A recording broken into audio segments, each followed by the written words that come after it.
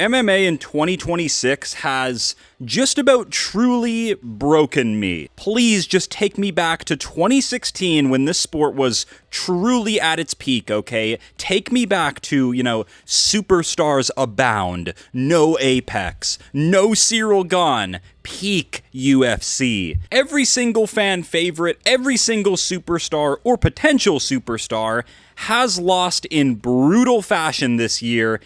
And I think I speak for all when I say I'm dead inside. 2026 has not been a great year for MMA fans, and I've had to absorb some of the most soul-crushing losses and depressing downfalls that I've ever had to witness before. And don't get me wrong, there have been some massive feel-good underdog wins this year. Of course, there always are. Sean Strickland's out here defying the odds, one jab and teep kick at a time, gave Khamzat Chimaev his first career loss. That was super satisfying, but killed the star power of Khamzat forever. And Justin Gaethje should be a vegetable right now after signing to fight Ilia Topuria, but miraculously, not only did he survive, he just had to go and ruin Topuria's entire career, didn't he? So today, we grieve together. I'm dying inside, and we're gonna go through every single bad thing that has happened this year in MMA, so maybe, just maybe, I can finally sleep at night. As always, like, comment, subscribe, and share for more UFC gloat and cope. Let's begin with the most recent downfall of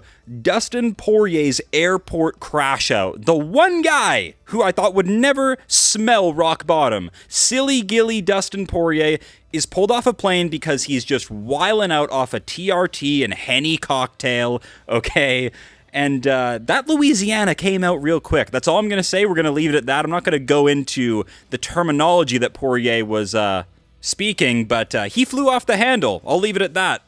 The entire MMA community is giving him a pass because he's always just been a good guy, I guess. And, he has done charity work and stuff like this, but this is horrible, unforgivable. Like, the fact that he's a charity owner and has now just stained his image like this makes it even worse. And I don't care if it's nowhere near the stuff that, like, Conor has done or John Jones has done. It's all bad. Be a pro athlete, okay? Be a role model, and, like, you need to know that you have kids looking up to you, okay? Like, how do you even put yourself in these positions to begin with? And the saddest part is that Poirier's mentioned in the past how self-destructive he gets without a big fight booked, without a big project on his calendar, so I get it. But please just get the help you need before something worse happens. Like, don't blow up all the great things you've done in your career, dude. Up next, Alex Pereira getting KO'd and brutally fouled by Cyril Gane. It's almost like we had it predicted, folks. I mean, real big shocker, right? But what's even more depressing is, of course, no repercussions for Cyril Gane. Like, are you fucking kidding me, Herb Dean? Like, you can go on Instagram and run like a back-of-the-head seminar, basically running damage control for yourself, whatever, doubling down, not even apologizing to Alex Pereira, by the way. We're done with Herb Dean after all that. Like, that was actually really eye-opening to me, how soulless he really is. Like, my expectations of UFC referees were already quite low, okay? But Herb's gotta go, man. Like, those elbows straight into the back of the head and spinal cord is what's going to kill somebody if we ever see it in MMA. I pray we never do, but Herb, the fact that you weren't instantly fired for that shit blows my fucking mind. You are without a doubt the worst referee on my tier list after that. Your fate has been sealed. Instant F tier for that. Blatant incompetence. And then to defend it as well, like going on IG Live or whatever and doing what you did, like bringing a fucking doctor backstage to, like, help you, like, cover your tracks. Like, you're an absolute clown. You should have been fired that night. I'm gutted for Pereira. Gane absolutely handled him, even without the fouls. But he didn't deserve that. No fighter deserves that. That is the worst type of foul coming from a fucking heavyweight. Like, are you kidding me? All respect to Pereira for trying to get it appealed or whatever, but, like, come on, dude. Like, do you know the sport you're in? Up next, the exact same event. Just when Ilia Topuria is about to cross into, like, legend status, like actually heading into the GOAT conversation, he is beat to a pulp by Justin Gaethje. And look, we love Gaethje here. We picked him to, like, rough up Paddy Pimblett, expose him, but I never thought I'd say this, but I'm actually gutted for Topuria. He's had to go through a lot in his private life with, like, relocating from Spain to Miami, child custody battles, and they teed him up to just come in and take out Gaethje. Like, I don't think the UFC even likes Gaethje that much. Like, they're just like us. They love the entertainment value, but, like, they have to pay him a lot of money. Gaethje's talking about how he wants equity and all this kind of stuff. Like, he was pissing them off, like, demanding title shots before this. Like, it's just really sad. Don't expect to see Topuria for at least a solid year. Cataclysmic fumble from him. Next, we move on to truly the heartbreaking end of the Stylebender era, self-sabotaging his own legacy. Israel Adesanya has nuked his career into oblivion in 2026, and I know a lot of MMA fans take great joy in hearing that, but I don't. The sport's better when Izzy's thriving, you have to admit it. Like, 4-fight losing streak, 3 by finish, and losing to lesser fighters as well, in my humble opinion.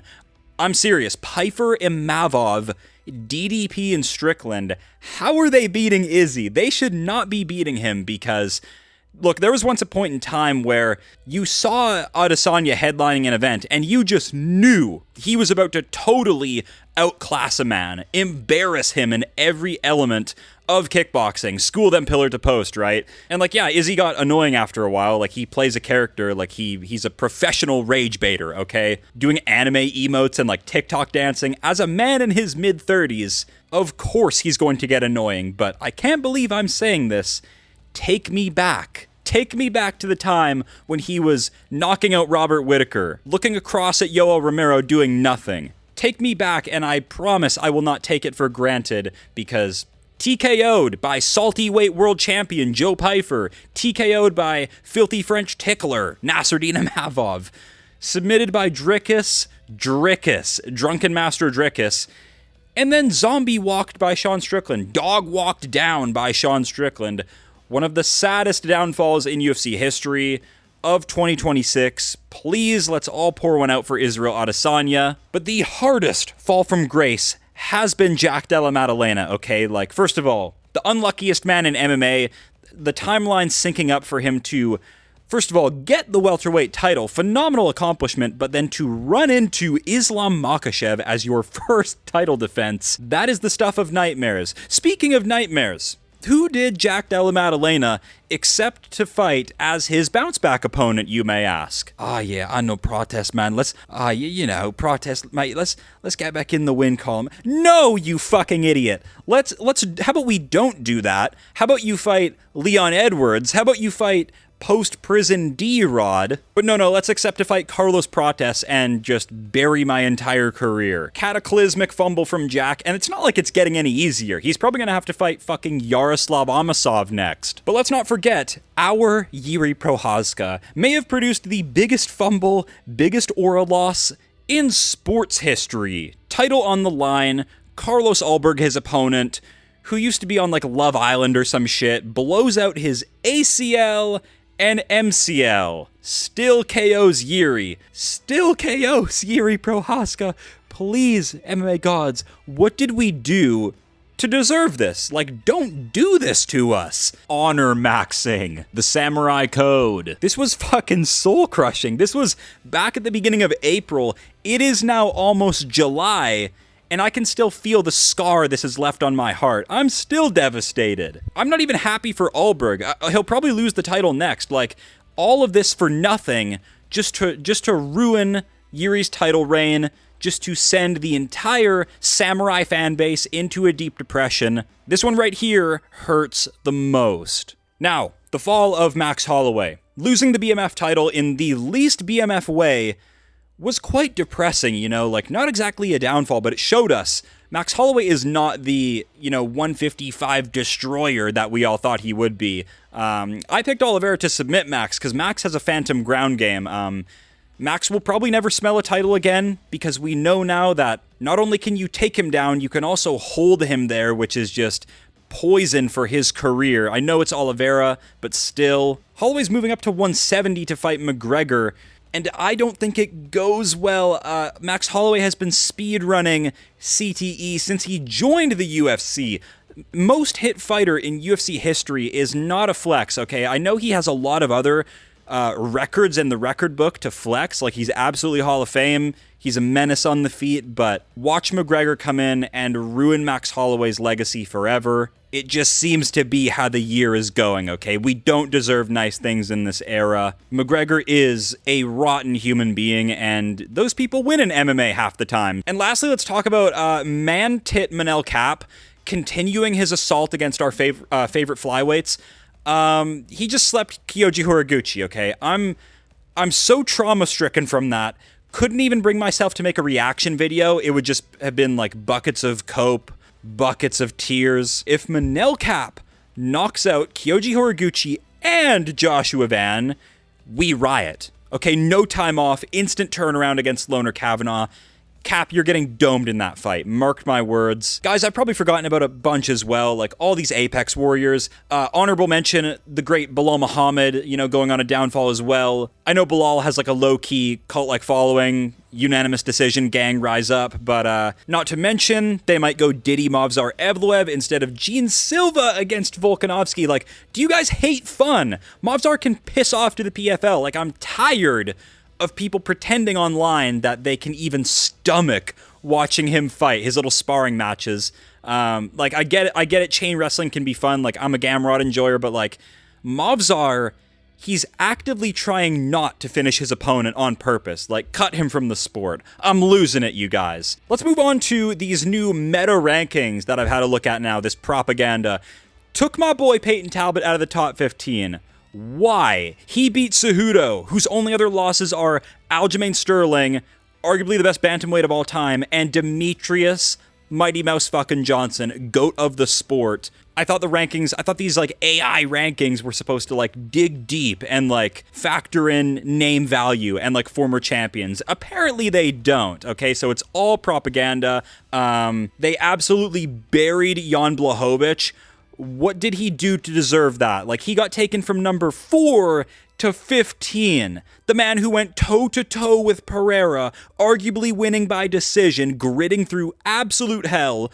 The man who took Izzy's undefeated record, arguably beat Carlos Ulberg, the current champion. So these new rankings are like already corrupted. I'm just going to hit the toggle button and go back to the media rankings because they're actually relevant.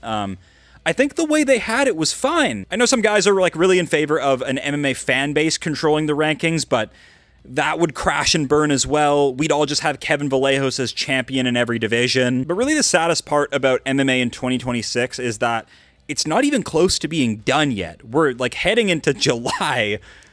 Before the end of the year, we could have a vegan as champ. Just end me right now. Kamaru Usman, old man Kamaru Usman, you already know, is getting an immediate, gifted, undeserved title shot against Sean Strickland if he gets through Drickus next month. Usman as champion in 2026. Kill me. Take me back to 2016. Give me a Conor McGregor win this year to revive my spirit, to remind me of the good old days of MMA, okay? So as always, thank you guys for watching, and I will see you all real soon.